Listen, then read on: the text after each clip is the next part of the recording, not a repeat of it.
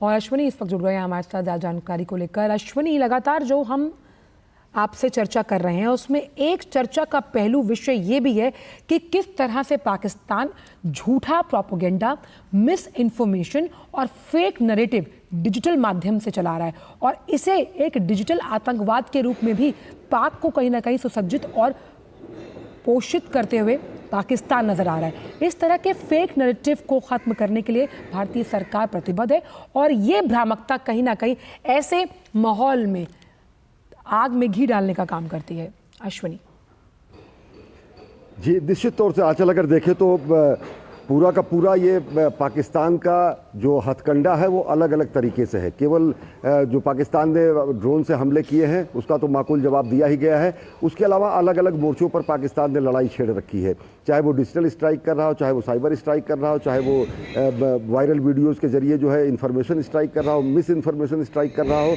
और PIB fact check एकमात्र ऐसी साइट है जिस पर हमारे देशवासी जाकर वास्तविक जानकारी हासिल कर सकते हैं। जिस तरीके के फेक प्रोपेगेंडा चलाए जा रहे हैं, फेक प्रोपेगेंडा में जैसा आपने बताया गया कि राजौरी और पुंछ क्षेत्र में सेना पर आत्मघाती हमला किया गया है, जैसे बताया गया कि भारत ने खुद ही अपने नागरिकों पर हमला किया है। जिस तरीके से अन्य वीडियोज़ आए हैं, बहुत सारे पुराने वीडियोज़ हैं जिनमें बताया जा रहा है कि भारत की चौकियों को निशाना बनाया गया है। सारी चीज़ें गलत है, पूरी तरीके से मनगढ़ंत है और एक साइकोलॉजिकल वारफेयर है। ये इन्फॉर्मेशन का मिस इन्फॉर्मेशन का वारफेयर है ये। और हम ये पूरे देशवासियों से अपील भी करते हैं कि PIB फैक्ट चेक या फिर दूरदर्शन या ऑल इंडिया रेडियो जो अधिकृत सूचना प्रसारण तंत्र हैं उनका उपयोग करते हुए आप केवल सूचनाओं को समझें जो वास्तविक रूप से आधिकारिक सूचनाएं हैं उसको हम प्रसारित कर रहे हैं।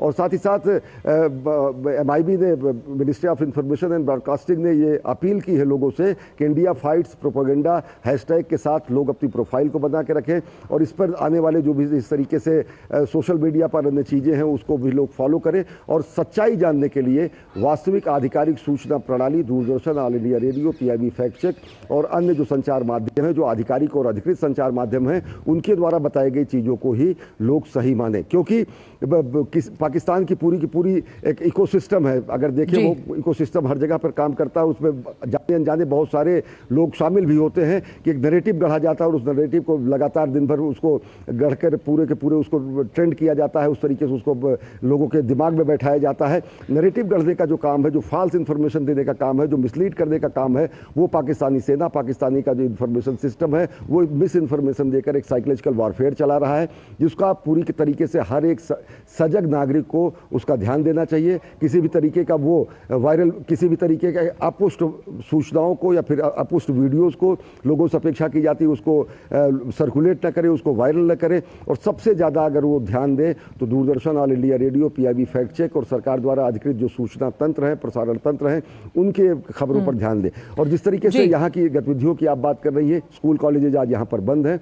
पूरी तरीके से यहाँ पर LG मनोज सिन्हा ने अधिकारियों को सूचना इस बात की ताकीद दी है कि लॉ एंड ऑर्डर स्थितियाँ पूरी तरीके से मेंटेन की जाएँ। सुरक्षा की आंतरिक स्थितियों की समीक्षा की गई है, आंतरिक सुरक्षा तंत्र को और ज़्यादा मजबूत किया गया है।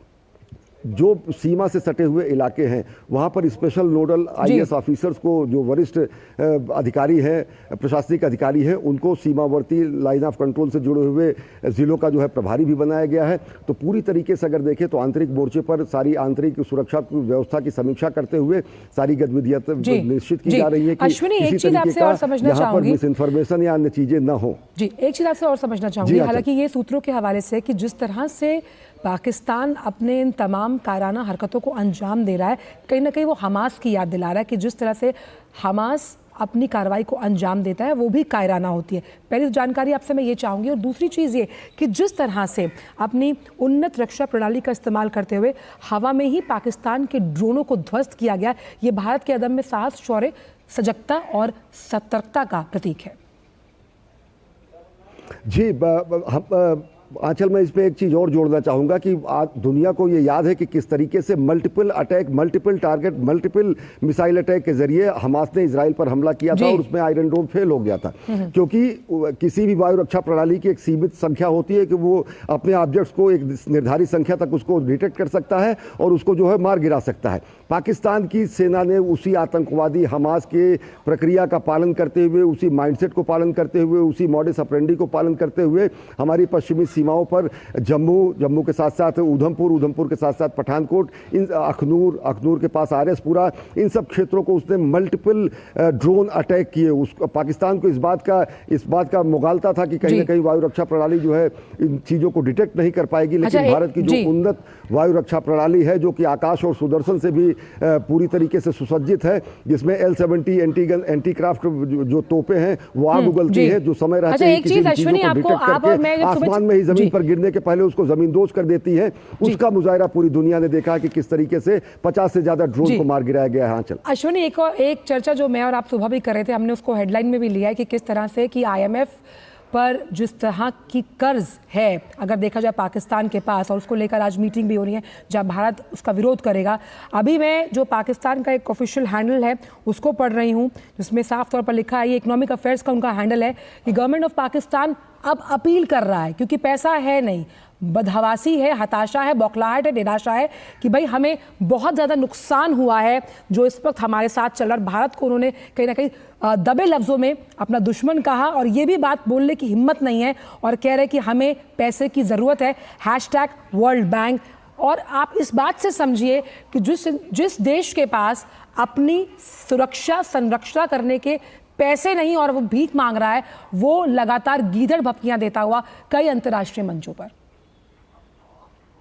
जी आंचल, मैं एक चीज़ और जोड़ूंगा हमास के संदर्भ में। ये सूत्रों ने बताया है कि हमास के आतंकवादियों ने पाकिस्तान ऑक्युपाइड कश्मीर में पाक प्रायोजित, पाक द्वारा पुष्पित पल्लवित किए गए सपोलो आतंकवादियों के साथ मीटिंग की है। उनके साथ उनकी मीटिंग पाक ऑक्युपाइड कश्मीर में हुई है। हमास के मोडस ऑपरेंडी को वहां की सेना अपनाती है और हमास के आतंकवादियों से मीटिंग यहाँ के आतंकवादियों की होती है। इस बात की सोर्सेज ने जानकारी दी है। और जो कल का हमला है वो हमास के ही माइंडसेट और मोडस ऑपरेंडी का हमला है, जिसमें मल्टीपल ड्रोन अटैक के जरिए भारत की वायु रक्षा प्रणाली की कहीं ना कहीं परीक्षा ली गई, और उस परीक्षा में भारतीय वायुसेना प्रणाली पूरी तरीके से खरी उतरी। L-70 एंटीक्राफ्ट गन, साथ ही साथ हमारे जो है अन्य जो उन्नत रक्षा प्रणाली है, उन्होंने किसी भी फ्लाइंग ऑब्जेक्ट को जमीन पर आने के पहले हवा में ही उसको ध्वस्त कर दिया। दूसरी बात है जो आप कर रही IMF की, आज बेहद महत्वपूर्ण बैठक IMF की होनी है, जहां पर पाकिस्तान को कटोरा लेकर वो पहुंचा है, दरवाजे पर खड़ा है, दहलीज पर खड़ा है, कंगाली की दहलीज पर खड़ा है।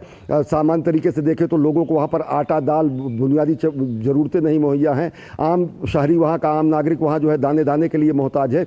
लेकिन पाकिस्तान की सेना एक बार फिर IMF के दरवाजे पर खड़ी हुई है, ऋण के लिए, बेल आउट पैकेज के लिए। और पूरी दुनिया जानती है कि पाकिस्तान इस पैसे का उपयोग भारत के खिलाफ करता है। संक्षिप्त में, अभी तक तो जो पुरानी किस्त है वो नहीं निपटाई है। जब पुरानी किस्त निपटाएंगे तभी तो दोबारा मांग पाएंगे। खैर, समय मेरे पास कम है, लगातार कमांड आ रही है, लेकिन आपसे तो दिन भर चर्चा रहेगी जारी। और बहुत अहम आपने जानकारी दी कि जिस तरह से अभी कुछ दिन पहले, और मैं केवल बात कहूंगा कि कल विदेश मंत्रालय के प्रेस ब्रीफिंग में साफ तरीके से कहा गया है कि उचित फोरम पर भारत IMF के सामने अपने रिप्रेजेंटेटिव के जरिए इस बात को उठाएगा कि किस तरीके से पाकिस्तान संसाधनों का उपयोग, इस धन का उपयोग आतंकवाद को पोषित करने में और भारत विरोधी गतिविधियों में करता है। बिल्कुल। और FATF की मीटिंग भी है जून में, जहां पर शायद अब पाकिस्तान को, जब 2018 में भी वो ग्रे लिस्ट में था, उसे दोबारा ग्रे लिस्ट में डालने की पुरजोर वकालत करेगा भारत। बहुत बहुत शुक्रिया अश्विनी इन तमाम जानकारियों को हमसे साझा करने के लिए। तो लगातार एक दरख्वास्त, हम अपील इस मंच के माध्यम से कर रहे हैं कि तमाम भारत पाकिस्तान के बीच जो तनाव चल रहा है उसको लेकर जो भी जानकारी है